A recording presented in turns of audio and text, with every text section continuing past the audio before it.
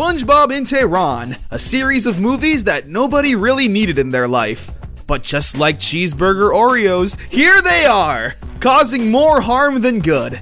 We've already talked about the first two movies, and shockingly, they weren't good. But today, we've reached the finale, the third and hopefully last movie in this godforsaken trilogy. SpongeBob in Tehran 3, Save the Sybil Gold. I hate it already. If you've come this far already in the series, we know what to expect, right? Awful animation, random cursed plot lines, and Iranian food. If you're playing SpongeBob in Tehran Bingo, those three things are pretty much guaranteed. Before we start, there's already things I need to complain about. First one being is that this movie, once again, doesn't have subtitles, so I'm left to my own devices in terms of figuring out just what the heck is constantly going on. And secondly, I'm so sick of these stupid movies! Okay, great, let's begin.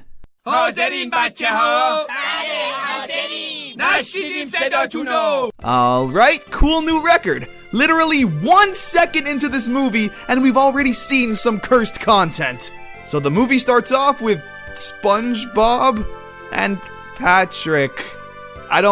Please stop doing whatever that is. I mean, I gotta give him credit. At least this movie's trying to make them more bootleggy and different enough that they could be classified under parody. My immediate first impression of the art style is that it's definitely the best looking of the three movies. Again, those are some low standards, but you gotta admit, it does look good enough to be like a Mad parody or something. assimilated in yellow and porous is he. SpongeBob SquarePants! Anyway, Patrick and SpongeBob are sitting at home being depressed until they get a fateful phone call from the CG fish. منم سیبیل طلا پسر سیبیلیو شکم رنده داداش No idea what the heck he's saying, of course, but I'm like 99.8% sure that he tells SpongeBob about a magical city of gold in space.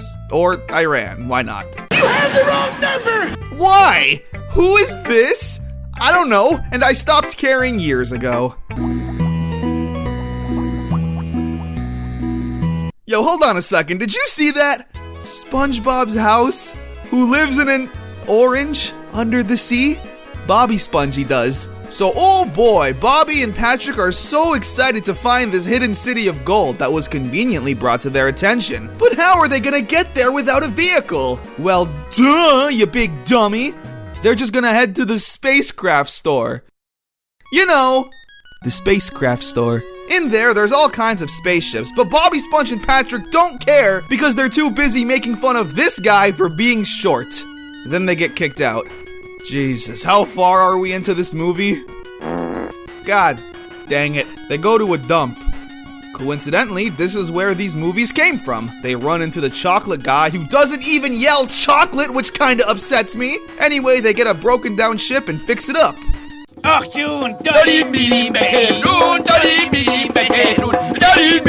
Alright, nice. It took about 11 minutes for our stupid first song to break out. That's not too bad.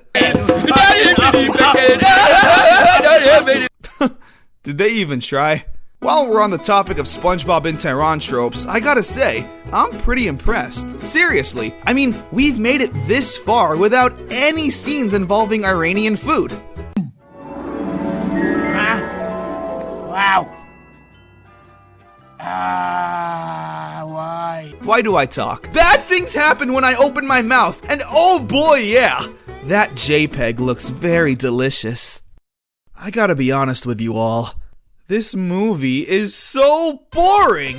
All I can really talk about is the plot scene by scene, and the plot is the same as it always is. SpongeBob and Patrick fly around the world learning all about Iran. This time they fly over other countries, like Africa and the Nevada desert. They eventually try to find the secret city of gold or whatever, but not without making new friends. Because what's a SpongeBob in Tehran movie without a cursed ally that we will never see again? سلام مثل اینکه شما اهل این طرفا نیستین. First up, it's this horrifying CG bird that Patrick has a crush on.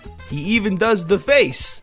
Yeah, Man, if there's one thing that all of these movies have in common, it's that Patrick is a ladies' man. He goes after every female character in these things. Anyway, on their way, they come across some Disney rats. I don't know what movie they're from, but they definitely look like Disney rats.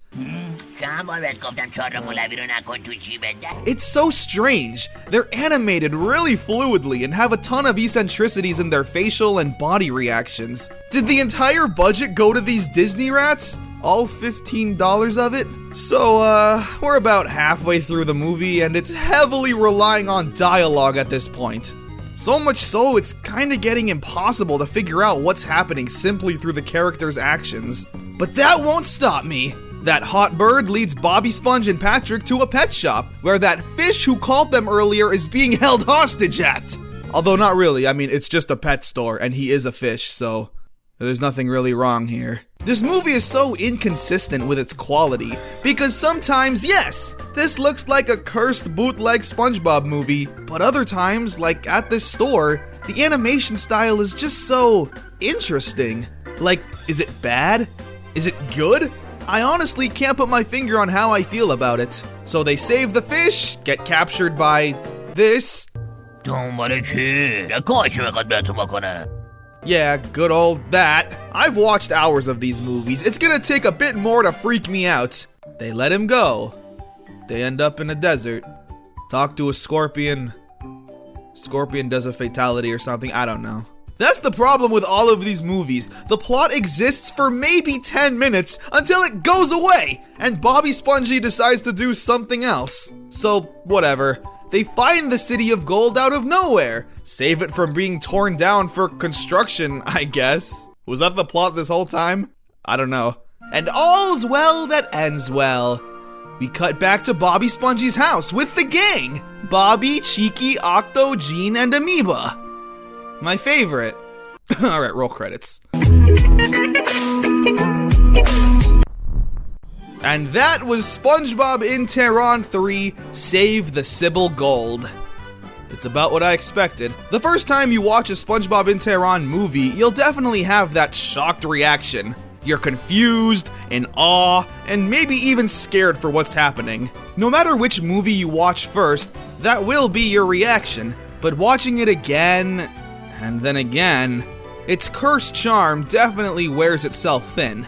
The movies aren't engaging enough to keep your attention for an hour, let alone a trilogy of them. They're all totally unrelated from what I can tell. You can watch any movie you want in any order and still get the same amount of pain. The third one barely even mentioned Iran. It was more of an around the world kind of movie with brief mentions of Iran. And from what I can tell, this was indeed the last SpongeBob in Tehran movie. Overall, yeah, it's cursed. Weird CGI, weird animations, awful music, overabundance of Iranian food, which I guess isn't too bad, and one ruined childhood. Great. But to be honest, after spending months watching and making videos about these movies, I kinda have a soft spot for Bobby Spongy. Okay, fine. SpongeBob in Tehran is the best trilogy of movies to ever exist.